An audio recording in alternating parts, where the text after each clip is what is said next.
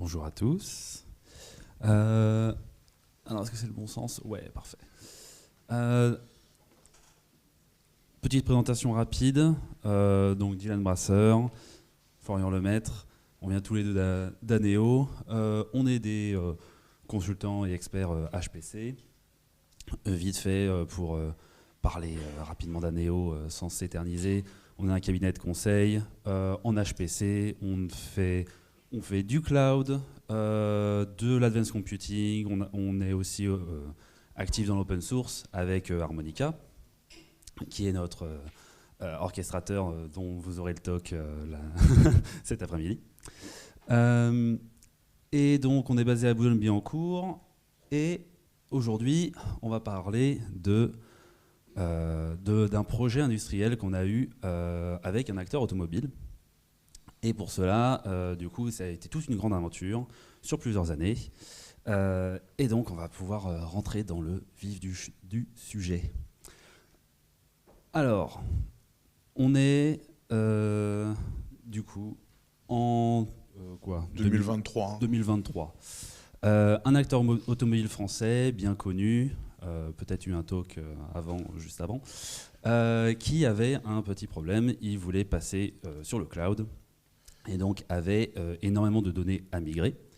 Pour cela, il a des pétaoctets de données en local sur un S3, donc sur une plateforme qui s'appelle Scality, qui est un serveur S3. Et le but, c'était tout simplement de transférer ces pétaoctets de données de manière rapide, sûre, efficace, assurer l'intégrité, s'assurer qu'on avait bien tout ce qu'il fallait, et également avec quelques règles de renommage, les spécifications étant un petit peu différentes entre ce qu'on voulait sur le cloud et ce qui était actif dans les buckets côté Scality. Tout ça, il fallait que ce soit facile à exécuter, rapide. Il y avait des contraintes de temps, notamment. Et tout ça, bah, forcément, c'était pas... on s'était dit, bon, ça va être simple. C'est pas très compliqué.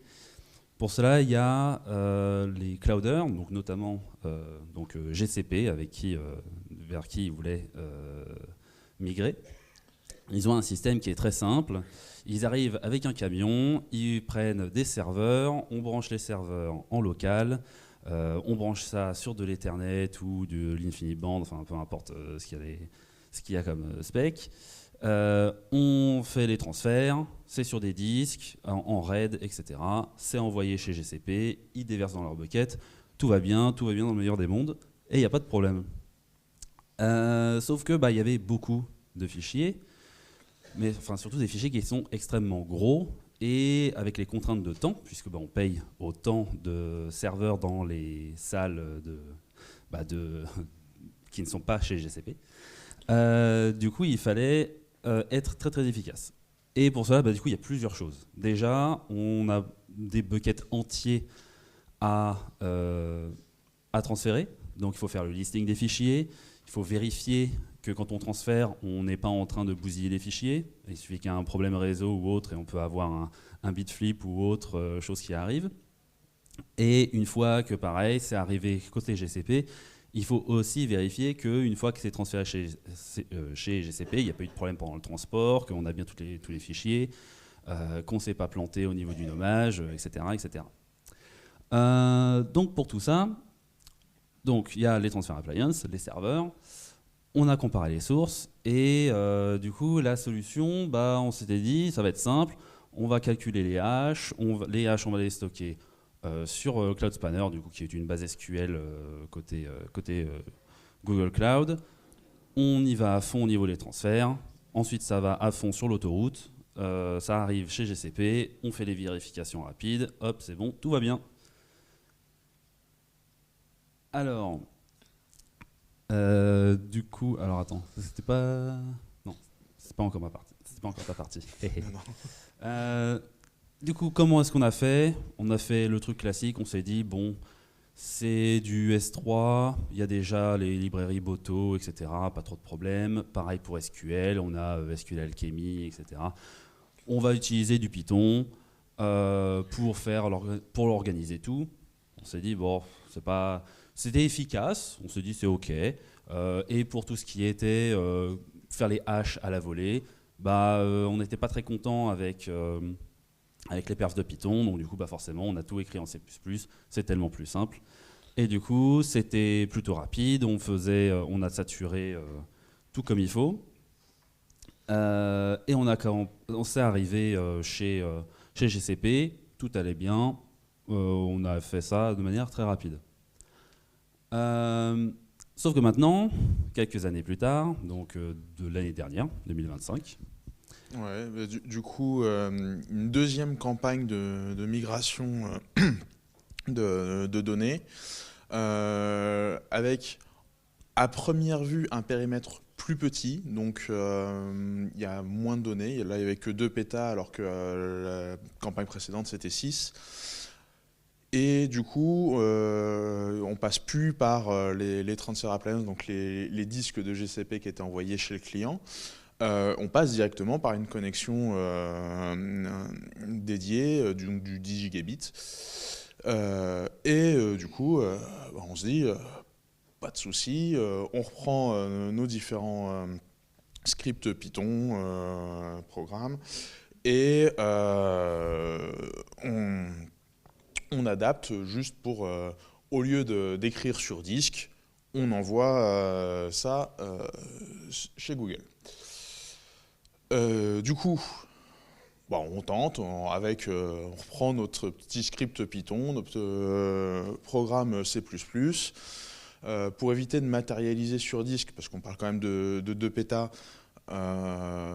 on utilise des pipes Unix entre le Python, le C++ et la ligne de commande gcloud pour uploader sur le bucket GCS. Et fonctionnellement, il n'y a pas de souci, ça marche. Maintenant, d'un point de vue performance, c'était catastrophique. Spawner un process gcloud à chaque objet, on se prenait 300 millisecondes de latence. Et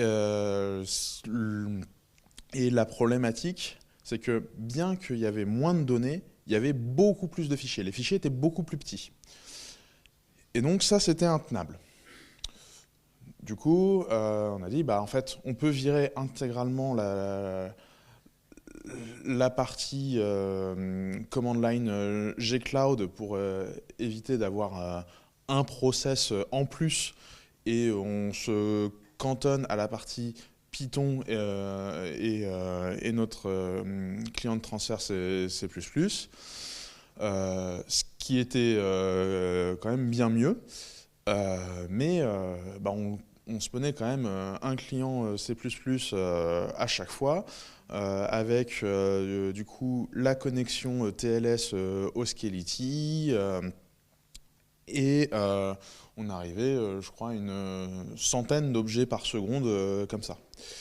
Donc là, on est arrivé face à un mur, on s'est dit, là, on n'arrivera pas à tenir les délais, il va falloir intégralement repenser la solution. Donc on avait toujours la possibilité de toute la partie Python, on l'a réintégrée dans le C++, mais la problématique en faisant ça, c'est qu'il y avait beaucoup de logique côté Python, et la partie C++, c'était vraiment très dédié calcul de hash et transfert. Donc de toute façon, il fallait tout réarchitecturer. Du coup, on s'est dit, très bien. Rewrite it in Rust. C'est ça. On va le réécrire en Rust, parce que pourquoi pas. La partie Rust, il y a l'écosystème avec notamment Tokyo qui permet d'avoir de la concurrence et du parallélisme assez facilement, d'autant plus quand on est très limité par le réseau. Et que sur les parties où on a besoin de performance de calcul sur le calcul des hash, Rust répondra aussi aux besoins. Du coup, on a pris tout ça et mis ça dans un seul programme complètement écrit en Rust, qui va donc récupérer les données de Skellity, calculer les haches à la volée et uploader côté GCS. Avec un point d'attention dont j'ai déjà parlé, on ne matérialise pas les données ni en disque ni en mémoire. On avait des fichiers qui faisaient quand même plusieurs dizaines, voire centaines de gigas, je crois, et d'autres qui étaient tout petits. Et on utilise Tokio pour tout l'asynchronisme et la concurrence des appels entrants et sortants, et Rayon pour la partie calcul de hash. On utilise les bibliothèques d'Amazon pour la lecture des objets sur Skellity et de Google pour l'écriture sur GCS. Et donc, voici à quoi ressemble l'architecture de la pipeline, avec une grosse boîte qui tourne dans Tokio, avec principalement deux boucles. Une boucle qui va lister tous les objets qu'on veut transférer, avec un cache pour éviter de leur faire, notamment pour reprendre sur erreur. Une file d'attente d'objets à transférer, avec ensuite une boucle de transfert où chaque objet va être une tâche Tokio qui consiste en un stream qui va lire l'objet depuis Skellity, envoyer le chunk à Rayon pour qu'il fasse le calcul de hash, écrire sur le bucket et recommencer avec le chunk suivant. Et comme ça, on faisait jusqu'à 1000 uploads en parallèle. Et voilà. Alors, je ne vais pas m'attarder beaucoup sur le code, mais pour ceux que ça intéresse, voici le cœur de la boucle de transfert, où on voit, donc, on récupère le prochain chunk depuis le downloader. On alloue un tableau avec tous les hashes qu'on va avoir besoin de remplir. On itère sur tous nos hashers, vu qu'on en a plusieurs, un pour l'entrée, un pour la sortie. Et on envoie tout ça à Rayon, et donc Rayon, il met à jour le hasher, et renvoie le hasher en utilisant un channel à la partie Tokio. Et après, Tokio, la tâche Tokio va attendre tous les résultats renvoyés par Rayon, remettre ça dans les hashers pour la prochaine itération. Et ensuite, on passe le chunk à la partie GCS. Et donc, une fois qu'on a fait tout ça, pour le coup, on est content. On arrive à saturer le lien gigabit.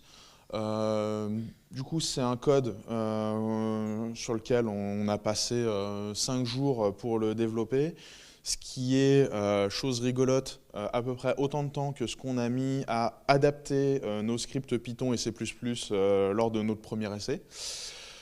Puis à la fin, donc, on a transféré nos 200 millions d'objets et du coup, avant la réécriture en Rust, on avait 1300 lignes de Python, 700 lignes de C++. On saturait entièrement le CPU de la machine et on avait un débit d'à peu près 100 objets par seconde. Après la réécriture en Rust, on avait 1700 lignes de Rust et un débit de 1500 objets par seconde. Et on avait encore de la place sur le CPU.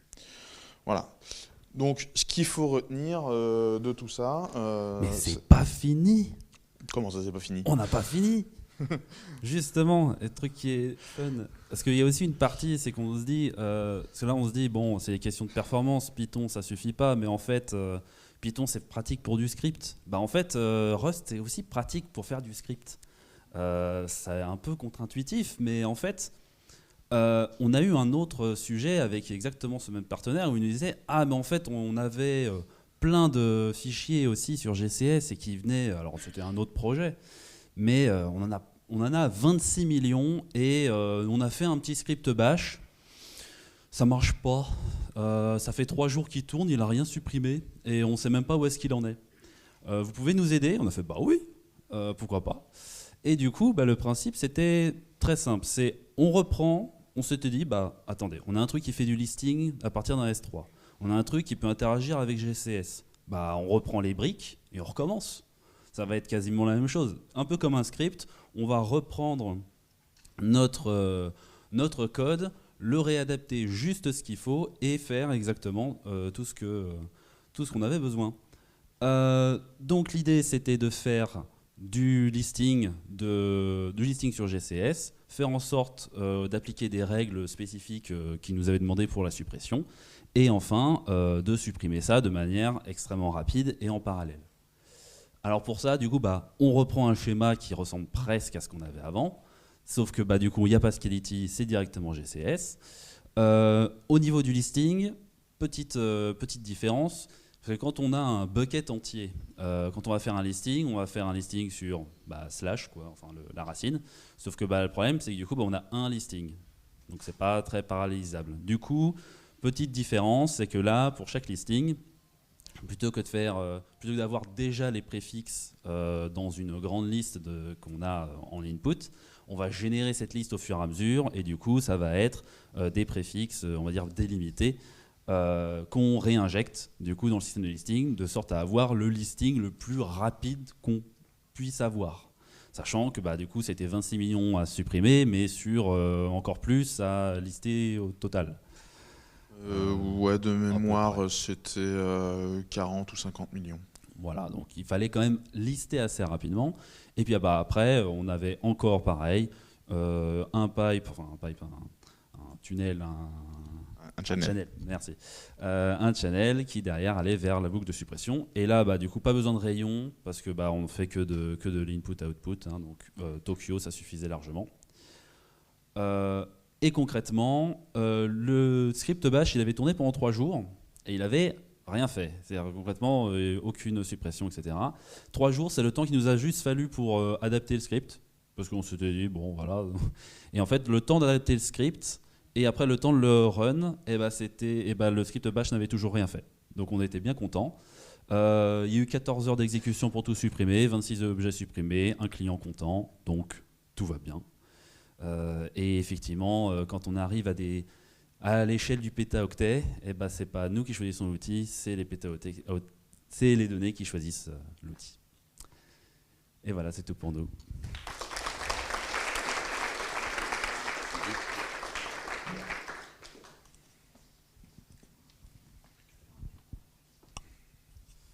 Maintenant, on va passer à la phase questions-réponses. Est-ce que vous en avez?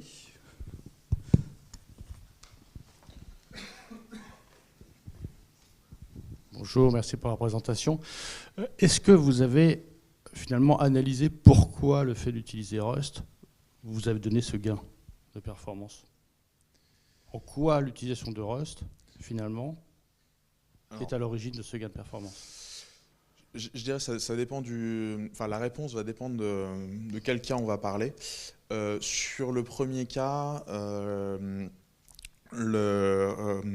y avait le côté où on avait vraiment beaucoup de briques avec beaucoup d'overhead statiques, et donc le fait de les recréer à chaque fois, à chaque transfert, c'était très détrimental.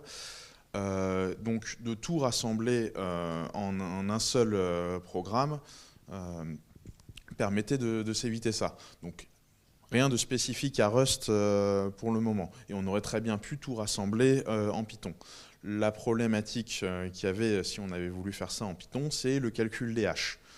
Et donc on aurait pu faire ça en C++, mais là j'aurais été beaucoup moins confiant sur les 1700 lignes de code et le développement en 5 jours. Donc là où je pense que sur le premier cas d'usage, Rust nous a permis vraiment d'aller vite, c'est l'écosystème.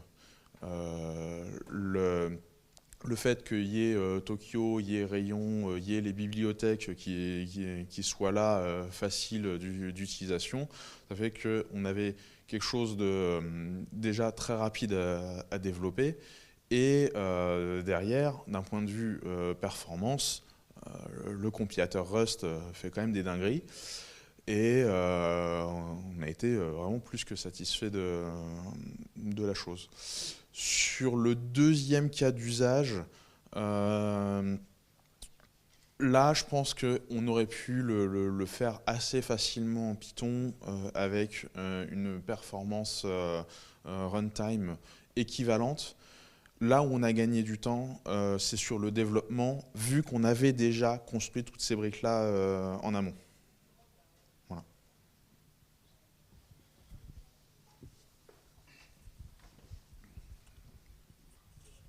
Merci beaucoup pour la présentation, c'était super intéressant. Une petite chose, parce qu'on a parlé beaucoup des haches et tout ça, que c'était difficile à calculer. Dans ce cas, si ça compte autant en fait de calculer une seule hache, pourquoi vous avez utilisé MD5, qui est en fait déjà pas vraiment quasi obsolète et pas très rapide? Parce qu'il y a par exemple, Blake 3, c'est une hache qui est super rapide, beaucoup plus secure. Et en plus, en Rust, il y a des implémentations qui tournent super rapidement.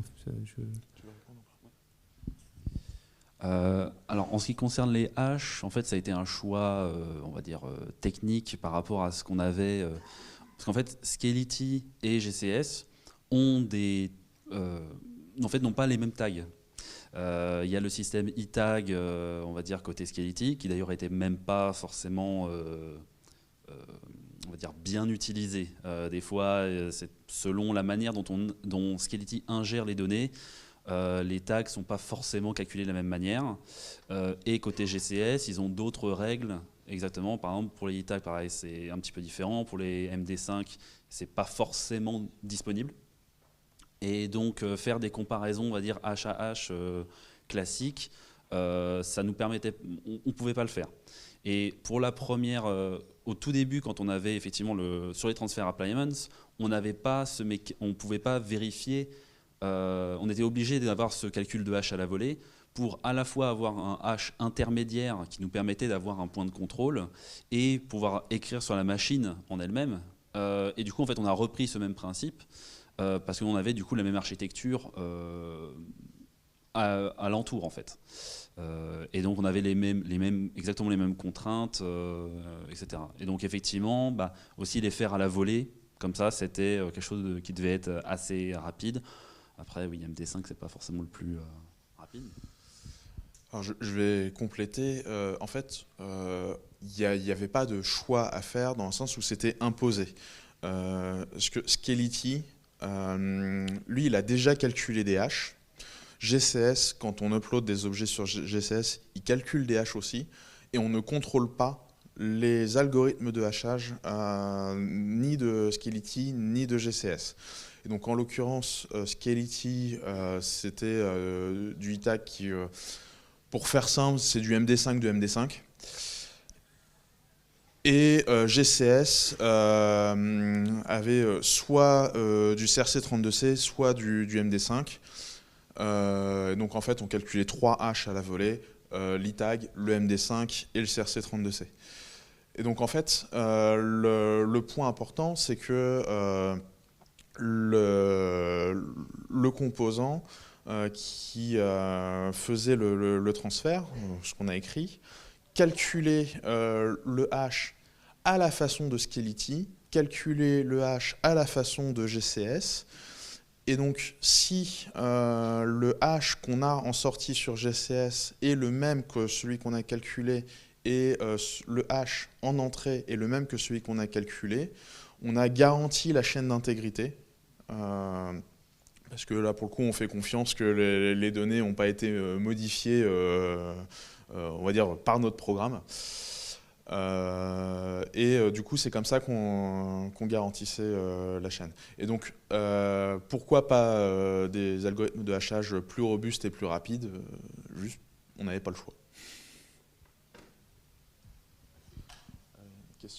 Une question juste devant. Tout devant.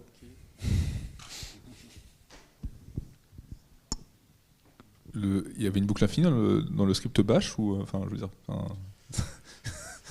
comment Alors, enfin a priori la supposition c'est que quand on liste c'est plusieurs dizaines de millions d'objets et que après on matérialise ça dans une string en bash. Il est probable que Bash ne soit pas complètement optimisé pour ça, mais j'avoue que j'ai pas creusé plus que ça pour savoir pourquoi le programme était resté bloqué à la phase de listing. et l'autre question c'est vous faites des hashes pour vous garantir qu'il n'y a pas de bit flip ou ce genre de choses. C'est arrivé ou est-ce que dans les 15 pétaoctets de données il y a eu effectivement des problèmes Il y a eu quelques problèmes, par exemple, où Scality, des fois, nous dit oui, il y a un fichier, oui, il y a un hash, je vous envoie un chunk, et puis le reste n'existe plus.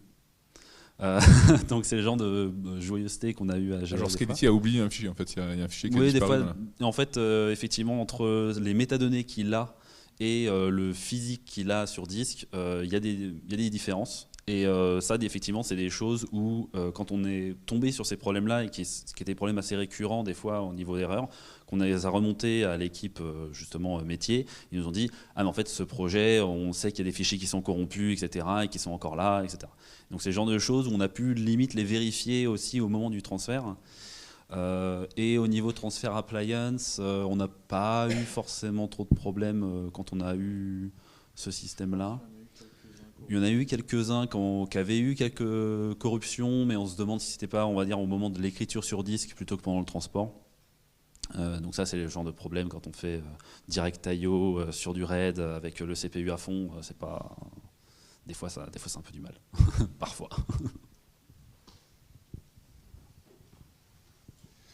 Une dernière question avant de passer au repas.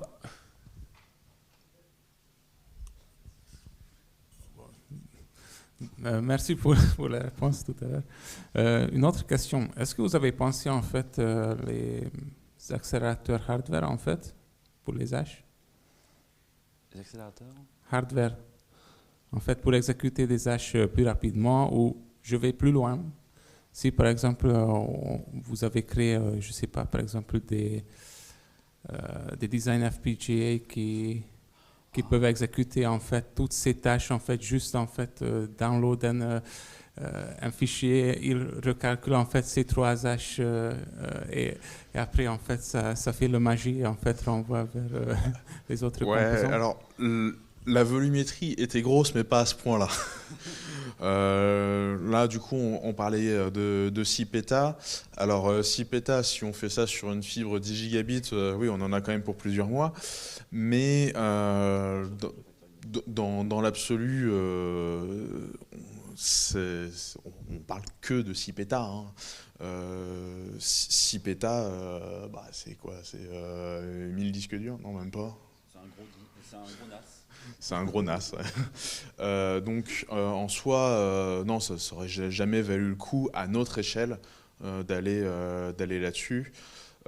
D'autant plus qu'à la fin, on n'était même plus limité par le CPU, on était limité par la bande passante interne entre Scality et les disques. Donc avoir des accélérateurs dédiés pour le calcul de hash, c'était pas pertinent. Merci beaucoup à tous les deux.